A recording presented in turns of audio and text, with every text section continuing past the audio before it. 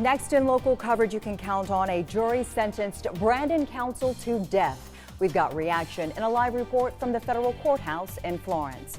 Plus, we're live from the Horry County Courthouse with the latest on a double murder trial. And today marks 1 year since the Vintage Place ambush in Florence that killed 2 law enforcement officers and wounded 5 others. We have live coverage next on News 13 at 5.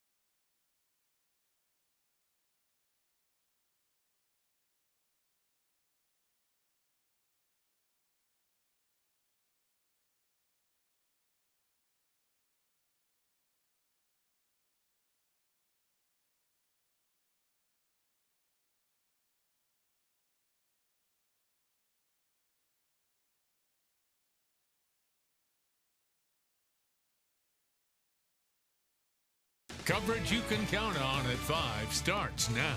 And thanks for joining us for tonight's local coverage you can count on. I'm Bob Chubak. And I'm Nicole Boone. And first at 5, Brandon Council is headed to federal death row for the murder of 2 women he robbed during the Conway Crestcom Bank robbery 2 years ago. Now, we first brought you this as breaking news at noon. It's still developing. News 13's Annie Mapp has been in the courtroom from the very start, and she's live outside the courthouse in Florence right now with the latest. Annie? Nikki and Bob, the jurors took about 5 hours to make the decision. Brandon Council will now have to face death for his crimes. Trial lasted about 3 weeks. It all started with the guilty phase, where prosecutors showed tons of evidence that included Crestcom Bank surveillance footage, video of places Council went after the crimes, and a confession video. That phase wrapped up with the jury's guilty verdict. The sentencing phase followed, where we heard from Katie and Donna's family members and how the debts are affecting their lives. The defense also introduced jurors to Council's background, which they say was filled with violence, sexual abuse, and loneliness. But in the end, it was all up to the jury. It's an important day for the Major family and the Skeen family. You know, I think they wanted to be sure that their family wasn't forgotten, that Katie and Donna weren't forgotten. I think this jury's verdict speaks a long way towards ensuring that. They were exceptional people. They made a difference to their communities, a difference to their families, and really anyone that came into contact. And Katie and Donna's family members were in court every single day of trial. Coming up on News 13 at 5:30, hear from Conway Police Chief Dale Long and what he thinks about the verdict. For now, reporting in Florence, Annie Mapp, News 13. These officers were ambushed very quickly. As soon as they got there, the ambush was in place. That ambush, as the lead investigator calls it, happened 1 year ago today when 7 local law enforcement officers were shot, 2 of whom were killed, all in the line of duty, all at the Vintage Place neighborhood of West Florence. And today the community comes together to remember the Florence 7. The wounded were Florence County investigator Sarah Miller, Florence County Deputy Aria Davis, and Florence police officers Brian Hart, Travis Scott, and Scotty Williamson. Florence County Sheriff's Office investigator Farrah Turner and Florence Police Sergeant Terrence Caraway were killed. News 13's Brianna Fernandez is live in Florence. She spoke with friends and family of investigator Farrah Turner today. Brianna. Nikki, October 3rd is a day no one will ever forget. Everywhere around town, you'll see people wearing blue and black, a symbol of unity. A year ago today, law enforcement officers were conducting a search warrant at the Vintage Place neighborhood. After a 2-hour standoff took place, 5 officers were injured, but Sergeant Terrence Caraway and investigator Farrah Turner never made it home after their shift. A tragic loss brought surrounding counties and the Florence community together, and today we honor the heroes who sacrificed their lives to protect the people. Investigator Turner's family and friends gathered at the Farrah Turner Park at Francis Marion University, and those close to her wish she was still here. I got all the best memories. Can't pick one. When she first got out of the academy, she was assigned to the courtroom, and she and I bonded real well, and I sure miss her.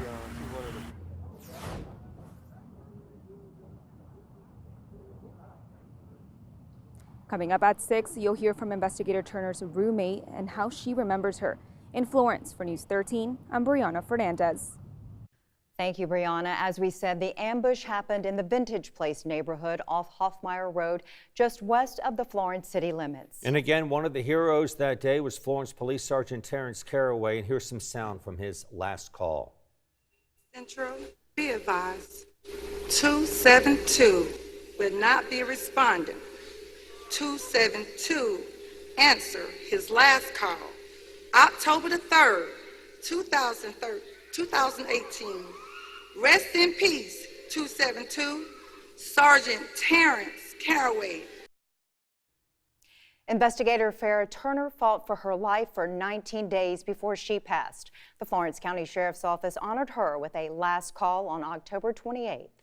Farrah, your beautiful smile and gracious personality will always be remembered forever. Investigator Turner, we honor you for your ultimate service.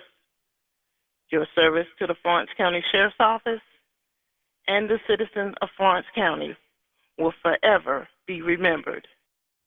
And this was not just a loss for Florence or Florence County, the entire region, the state, even the nation, for that matter. They felt the pain from that day, and entire communities have honored and remembered the fallen. Back in January, a scholarship was established to honor the life of Sergeant Caraway for a student in both Florence and Darlington County schools to, quote, continue his passion for the advancement of youth in those communities. Sergeant Caraway served the Florence PD, but he lived and he grew up in Darlington. And investigator Turner grew up in Lake City, and then back in May, state lawmakers passed a resolution to name a section of Highway 378 near Lake City in her honor. Now it's known as the Farrah Turner Memorial Bypass. Those memorials continue tonight with a remembrance ceremony in Florence, and that will be at the Francis Marion University Performing Arts Center in downtown Florence. That will start at 6 o'clock. It's a way to honor Sergeant Caraway and Investigator Turner and all who that tragedy affected. There'll be a candlelight vigil. The governor will be there. News 13 is there, and count on a lot more coming up tonight on News 13 at 11. And count on continued coverage on the anniversary on this newscast here on News 13 at 5, as well as at 5:30, 6, and 11. And you can find more about the ambush and all that has happened since online right now at WBTW.com. Well, it was an extremely hot day across the area, breaking several records once again. We topped out into the upper 90s to near 100 this afternoon in Laurinburg, topping out today at 91 in Myrtle Beach. Cooling off just a little bit this evening, 85 right now in Myrtle Beach. We're still at 97 in the Florence area. Most locations in and around the PD at around 96 to 97. So it's going to be a very warm and hot evening out there for us. Warm for the beaches with those temperatures dropping into the upper 70s and low 80s. For the PD by 7 o'clock this evening near 91 and eventually cooling off into the low 80s. One more day of this hot record-breaking temperatures before a cool down comes. I'll have your forecast here in a few minutes. Today, the jury heard closing arguments from the state and defense in the double murder trial of Jordan Hodge and Kenneth Carlisle. The pair is accused of shooting and killing Hodge's grandparents in 2017. News 13's Alicia Alonso is live outside of the Horry County Courthouse in Conway. She's been in the courtroom all day. And Alicia, tell us more about today's closing arguments. The The state focused on Linda McAllister's blue Dodge Ram pickup truck and GPS tracking from it.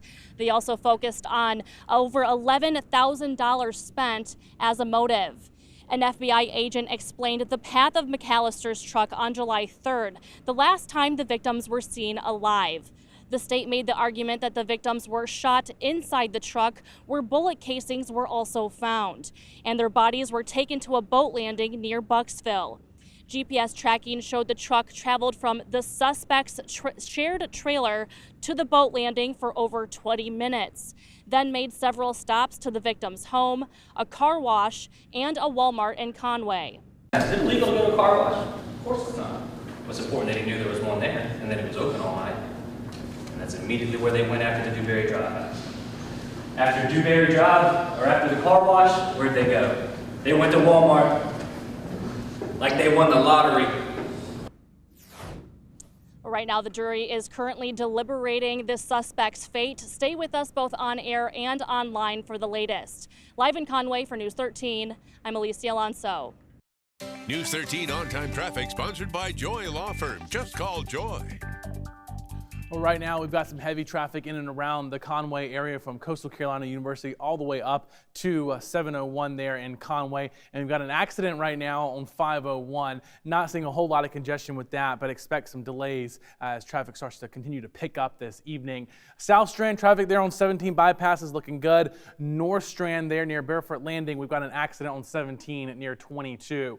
Your drive times right now looking pretty good. Some congestion on 501 South. Expect 7 minutes to Carolina Forest from 544. You'll have an 8-minute commute on 17 from Mr. Joe White up to 82nd Parkway.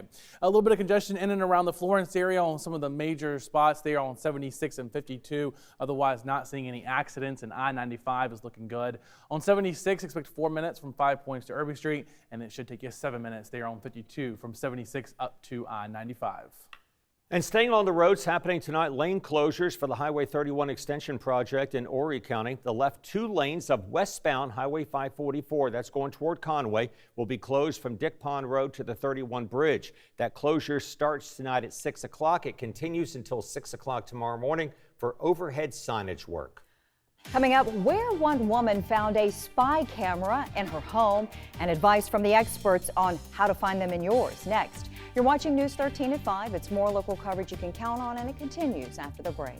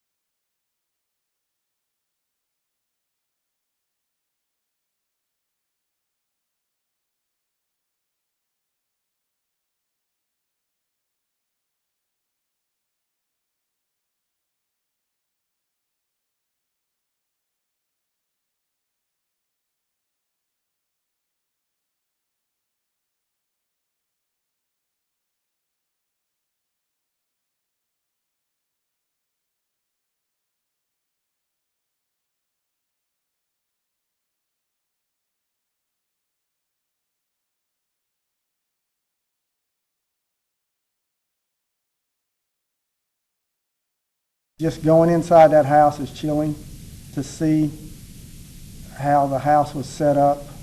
I spoke previously about how these officers didn't have a chance, that this was a planned ambush. The sheriff there from Richland County saying the killer knew the officers were coming. That ambush in Florence County 1 year ago today wounded 5 law enforcement officers and killed 2. Investigator Farrah Turner on the right and Sergeant Terrence Caraway on the left. The accused killer has not yet gone to trial. You can find a lot more about the ambush, including a timeline and our complete coverage of the memorials, court hearings, and funerals right now at WBTW.com, and count on continued live coverage of the anniversary on News 13 at 5:30. In North Carolina, a woman found a suspicious-looking phone charger in her home, and it turned out to be a spy camera. As Crystal Price reports, the video she found, well, she sent it straight to the police department. It's a device you use every day without thinking about it. But tonight, police think someone used a phone charger with a hidden camera inside to secretly film some roommates at an apartment in the 800 block of Finsbury Street. According to this search warrant, a woman who lives with several roommates noticed a phone charger in the apartment that wasn't hers. When she looked closer, she saw that it was a camera, and there was an SD chip inside. She then bought an SD card reader and then saw video of her former roommate naked in the shower. Tonight, police are still investigating. They make it very simple. Technology is driving us nowadays. Buck Curtis owns First Security Services, a company that installs commercial and home surveillance systems. He says nowadays it's gotten very easy to install your own hidden camera in your home. You can buy a multitude of different types of cameras, hidden cameras, nanny cams, IP cameras, and set them up yourself in a matter of minutes. Curtis says this particular spy cam charger can be found online, and it's only $48, which can make it easy to get in the wrong hands. He says these small cameras are created for security purposes, but all too often a peeping Tom will use it for the wrong reasons. If you're the owner of your home and you're watching after your property, that's one thing.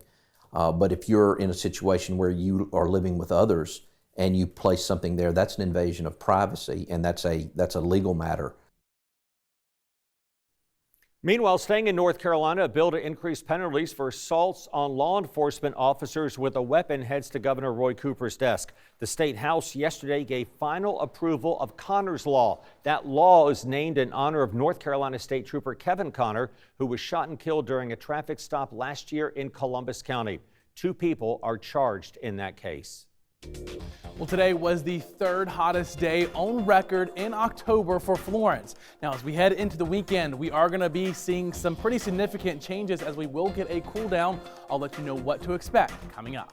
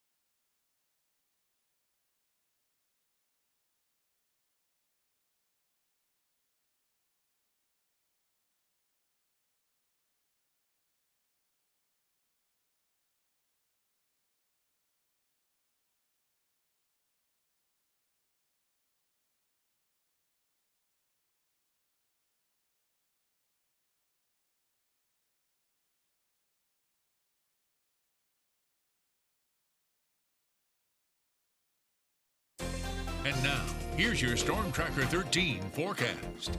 Welcome back on this Thursday evening. That big heat dome that we've been talking about over the past couple of days is really in full force. Temperatures well above normal for this time of the year. Now, outside this evening, the feel-like temperatures, that heat index, we've got several 100s out there. This is what it feels like when you factor in the heat and humidity. It feels like 101 right now in Florence, feeling more like 98 in Conway, feels like 94 right now in Myrtle Beach. Actual temperatures into the mid-80s for the beaches. Right now, we're sitting at 97 in Florence, 97 in Bennettsville, and Laurinburg right around 99. Lumberton at 98. We did break a record today in Florence of 99, the old record set back in 1986 of 96. In North Myrtle Beach, we broke a record by 1 degree. Our high today, 89, and the old record, 88, set back in 1941. Lumberton reading hasn't come in, but I can tell you that we did top out at 99 today. So again, breaking several records once again.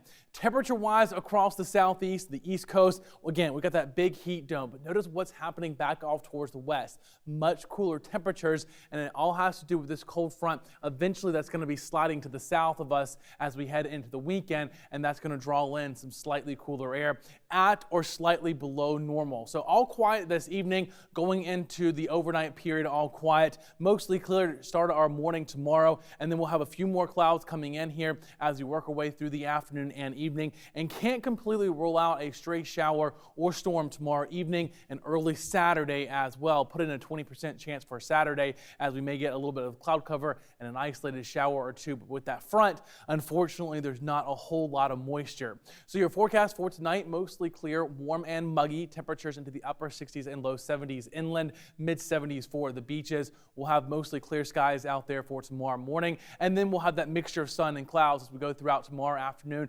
Unfortunately, it's going to be another hot and humid day. The last day, though, we're going to be well above normal and potentially seeing more records as we see those temperatures between 96 and 98 inland, near 90 for the beaches. That beach forecast for tomorrow, water temperatures near 83 degrees. We'll have waves about 2 to 3 feet.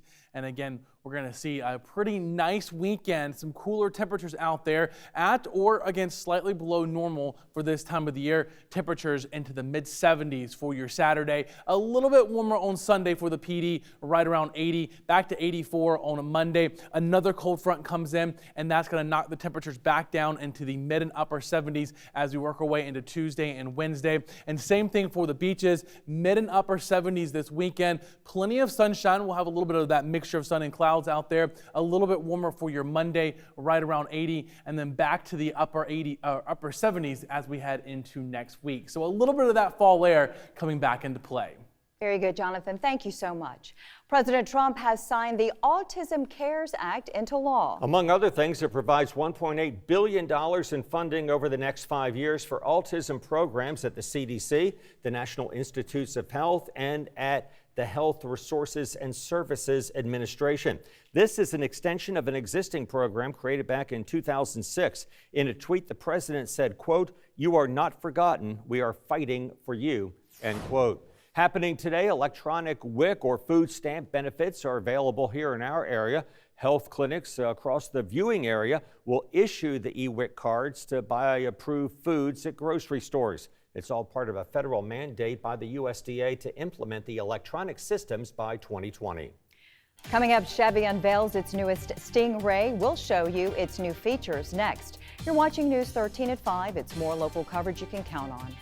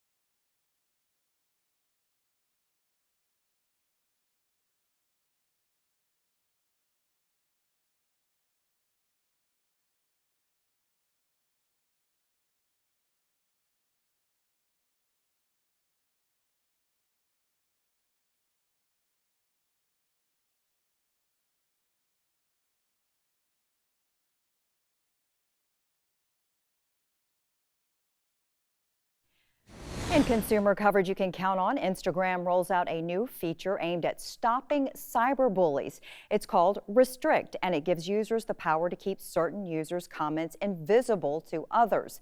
The restricted users' comments can only be seen by them and the person's profile on which they were made. The restricted person will not be made aware they have been restricted. All right, take a look at this. Chevrolet just unveiled its 2020 Corvette Stingray. The mid-engine sports car was revealed at the Kennedy Space Center in Florida. It will be the first Corvette to utilize a foldable hardtop which stows under the lid covering the engine bay. Nice little video there, looking back to the original. It has a nearly 500 horsepower and a 6.2-liter V8 engine, and the sticker price starts at about $67,000. I still like the old one. I do too. I had a 66 Corvette as a kid, so I'm a big Corvette fan. New ones are pretty flashy. Yeah. Big fan of News 13 at 5:30. You have a lot coming up, right, Megan? We certainly do, including our continuing coverage of the one-year anniversary of the Vintage Place ambush that killed 2 officers and hurt 5 others. What friends of one of the officers has to say now 1 year later. Plus how a partnership between CCU and tech schools will help benefit students all across the Palmetto State. More local coverage you can count on starts right after the break.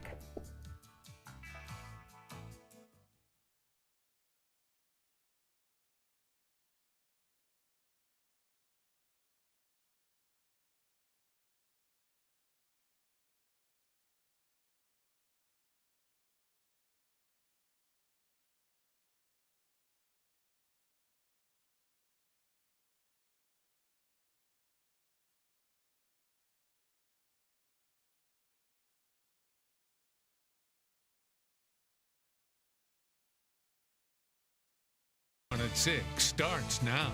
Good evening, I'm Nicole Boone. And I'm Bob Juback, and tonight's coverage you can count on begins with breaking news out of Conway. Life in prison for Jordan Hodge and Kenneth Carlisle after a jury found the 2 guilty of a double murder. The 2 faced charges in the deaths of Hodge's grandparents.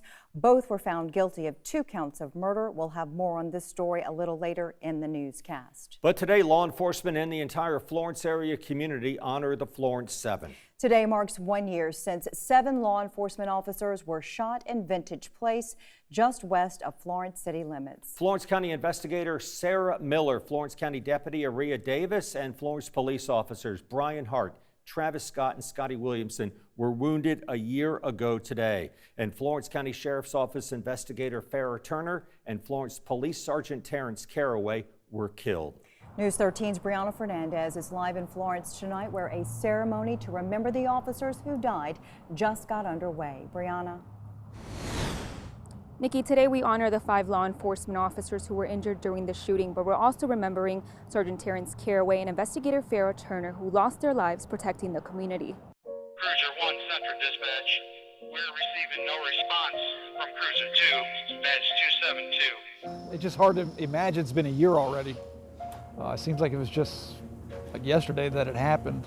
Last year on October 3rd, tragedy struck the Florence community. Rest in peace, 272, Sergeant Terrence Caraway. Still often think about Terrence Caraway. As time got closer to this day, I even on my mind a little bit more. 7 law enforcement officers were shot at the Vintage Place neighborhood. 2 of them never made it home. They definitely missed, but they serve out their purpose here on earth, which was to serve people, and they did a great job at it.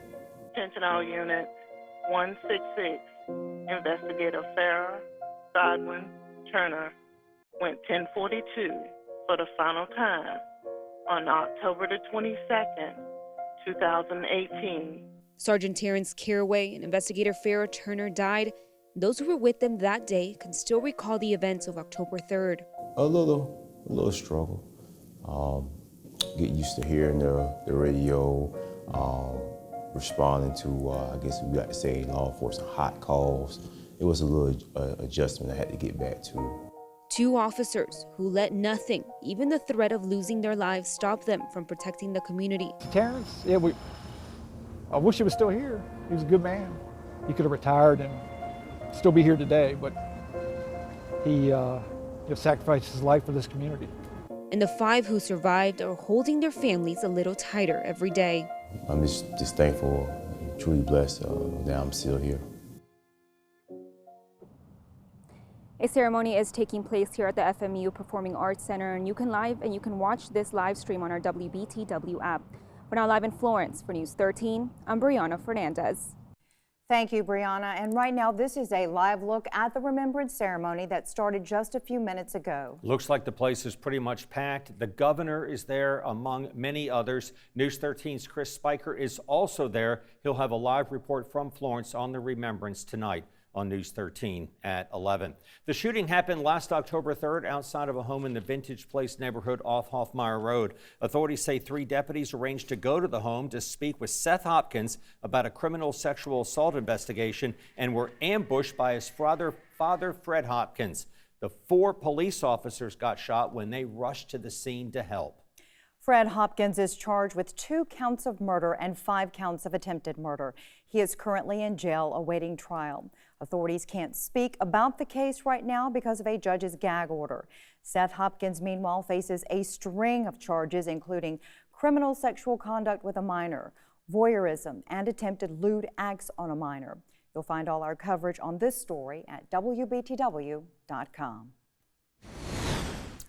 Well, outside this evening, temperatures still remain into the mid and upper 90s inland. It was a very hot day today, another record-breaking day of the heat. 83 right now in Myrtle Beach, 88 in Conway. Your Storm Tracker radar is all quiet. It is a pretty clear evening, and if you have any outdoor activities this evening, no issues. It's just going to be quite warm and sticky outside. Temperatures eventually cooling off into the mid and upper 80s by late this evening, and then going into the overnight period as you wake up tomorrow morning, temperatures into the low 70s, setting up the stage for another hot and potentially record-breaking day. But there are changes on the way. Your forecast here in a few minutes. Thanks a lot, Jonathan. Getting back to tonight's top story, a jury found these 2, Jordan Hodge and Kenneth Carlisle, guilty of the July 2017 murder of Hodge's grandparents. The judge just minutes ago sentenced them both to life in prison.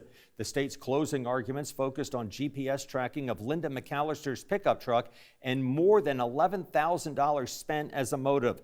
The state says that the victims, Linda McAllister and William Clemens, were shot inside the truck and their bodies dumped at a boat landing near Bucksville. GPS tracking showed the route the truck traveled that night, including a Walmart and a car wash. Is it illegal to go to a car wash? Of course it's not.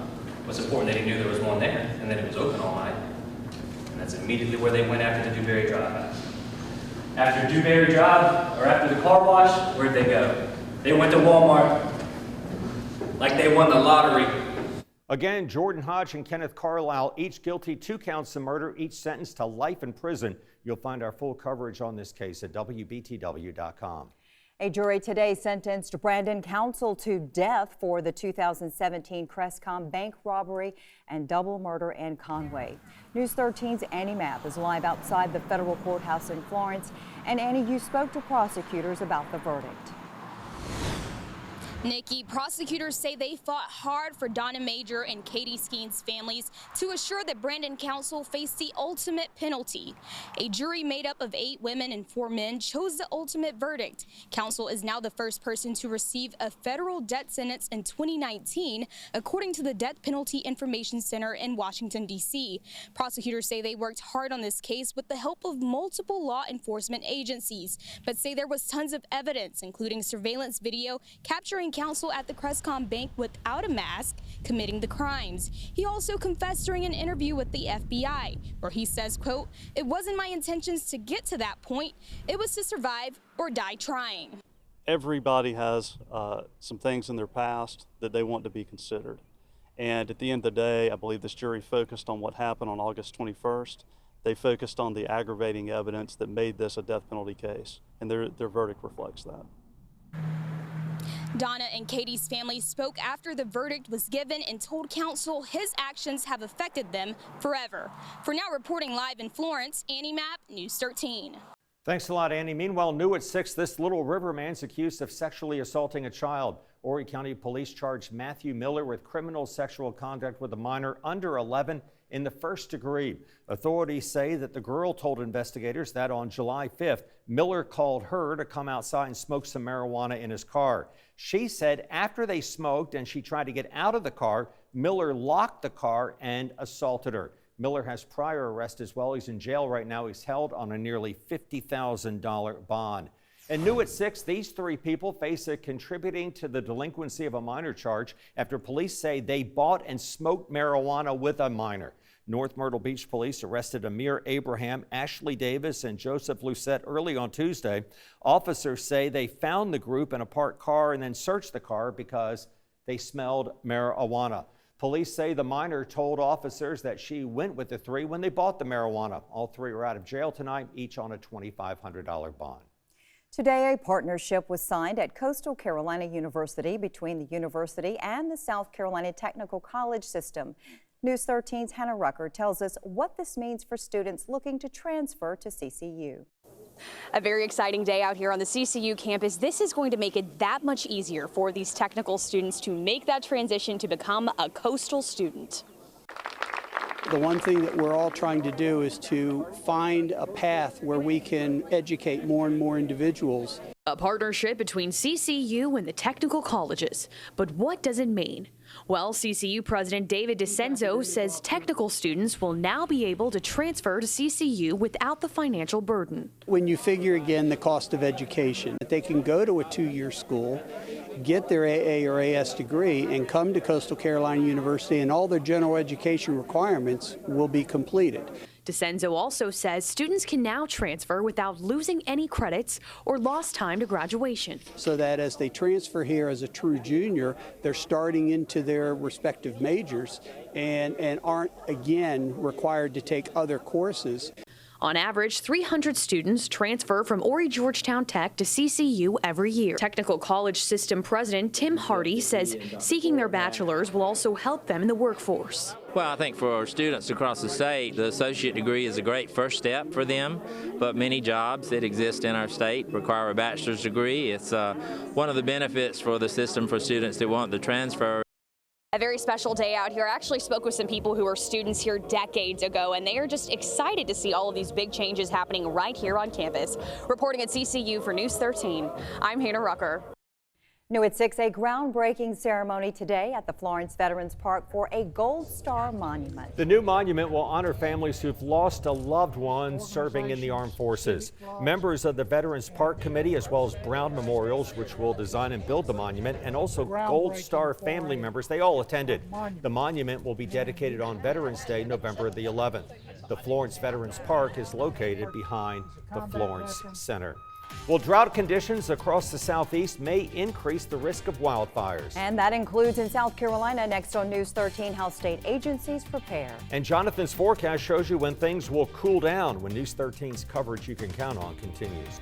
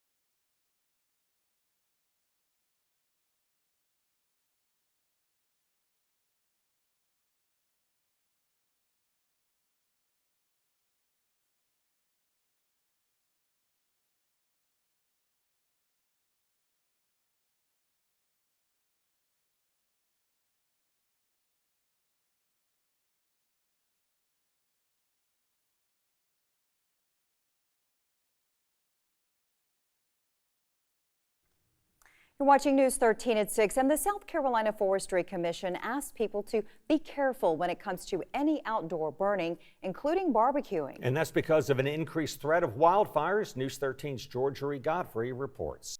This September, the Forestry Commission responded to more than 200 wildfires, which is an increase from the average of 89 wildfires for the same month in previous years. And that activity is why the commission is concerned. There are between 2,000 and 3,000 wildfires each year that average in size of 5 acres. But with most of the state being under a drought status and temperatures still being in the high 80s and above, the agency is on high alert. We are brought in some expertise from the Federal Forest Service and our partners to help us prepare some messaging and some fire data to help us make decisions. We have our airplanes flying more frequently to detect fires because we can find the fires smaller, they're easier to stop, and less time is involved and less people are threatened. Burn bans are currently not in effect, but the Forestry Commission is keeping a close eye on the conditions, so that could change. In Columbia, Georgia Godfrey. And scientists say that more than 45 million people across 14 southern states, including both Carolinas, are now in the midst of a drought that's cracking farm soil, drying up ponds, and raising the risk of wildfires. And our part of the Carolinas is actually a little bit better because of Hurricane Dorian, but still it's getting bad in some areas. And today it was another scorcher.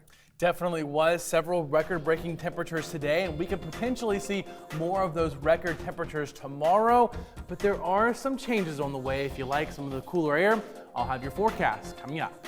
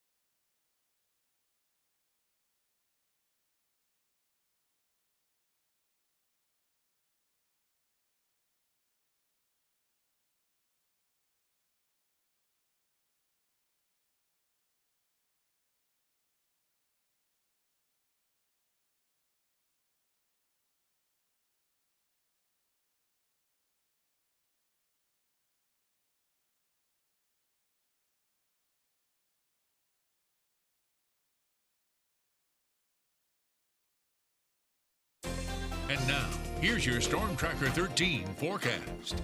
Well, it was extremely hot today. We continue to see this record-breaking heat wave for us. It was the third hottest day in Florence on record for October. So far this summer, we've had 106 days of 90 or above in the Florence area. Lumberton today tied the all-time October record.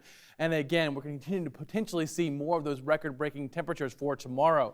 Our high today of 99 in Florence, breaking the old record of 96 set back in 1986 in Myrtle Beach. North Myrtle, we topped out at 89, breaking the record of 88 set back in 1941. And Lumberton today, we topped out at 99 with the old record of 96 for the day at back in 1911.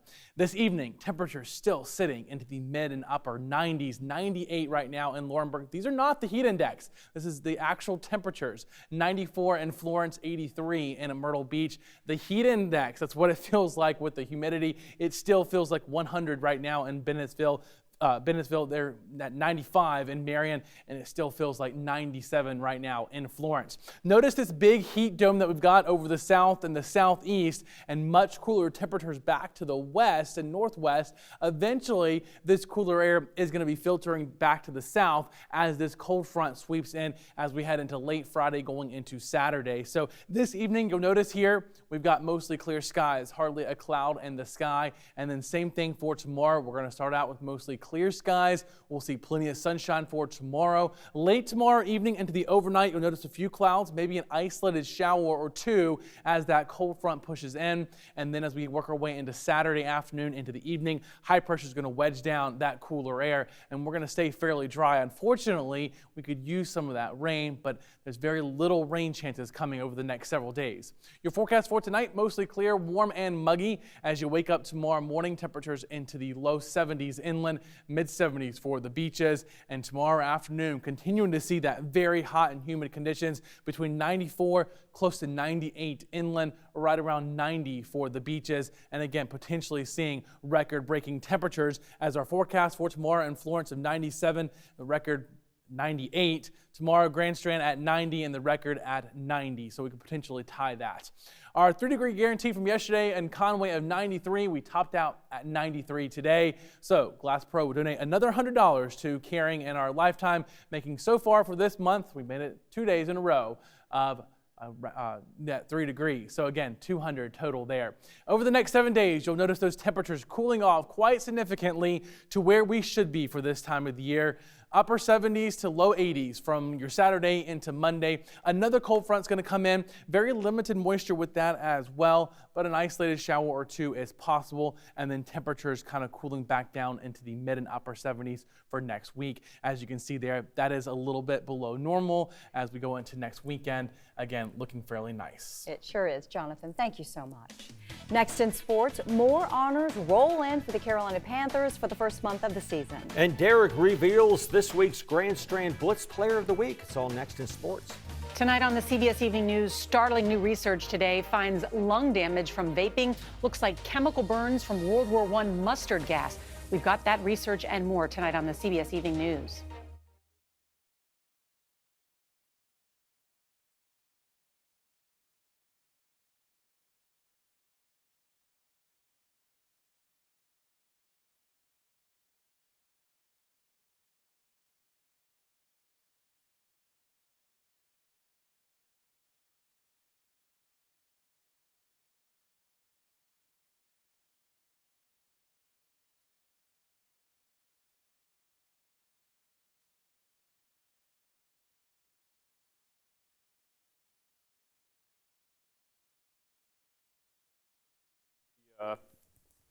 Culture now for kids in college that just